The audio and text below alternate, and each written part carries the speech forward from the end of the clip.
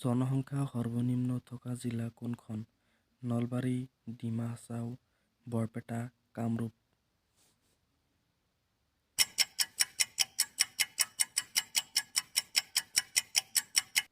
ইয়াৰ শুদ্ধ উত্তৰ ডিমা হাছাও।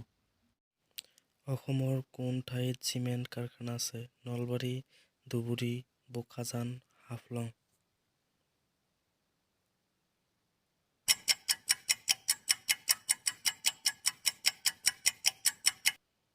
ইয়াৰ শুদ্ধ উত্তৰটো হ'ব বোকাজান।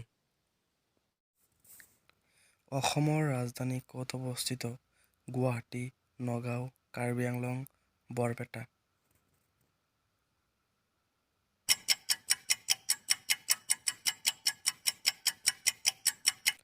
শুদ্ধ উত্তৰটো হ'ব গুৱাহাটী। ভাৰতৰ সৰ্বমুঠ কিমানটা ৰাষ্ট্ৰীয় পথ আছে? 56টা, 32টা, 44টা, 104টা।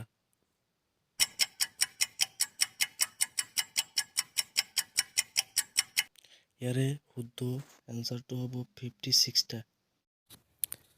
কাছাৰ জিলাৰ মহকুমা কি? হাফলং, শিলচৰ, ডিফু, কৰিমগঞ্জ।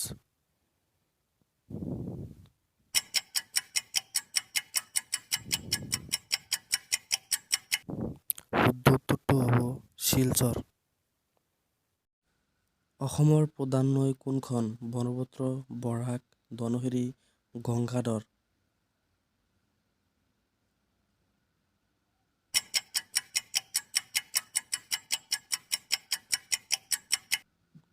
ব্ৰহ্মপুত্ৰ।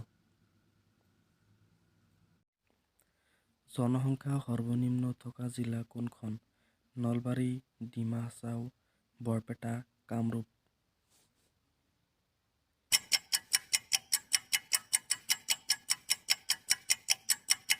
ইয়াৰ শুদ্ধ উত্তৰ ডিমা হাছাও। অসমৰ ৰাজধানী ক'ত অৱস্থিত? গুৱাহাটী, নগাঁও, কাৰ্বি আংলং, বৰপেটা।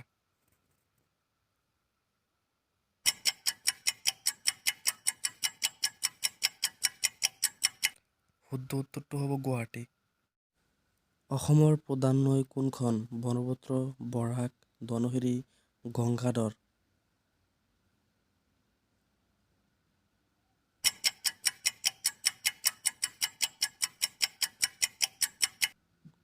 ব্ৰহ্মপুত্ৰ।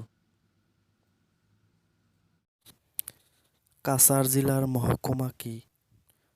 হাফলং, শিলচৰ, ডিফু, কৰিমগঞ্জ।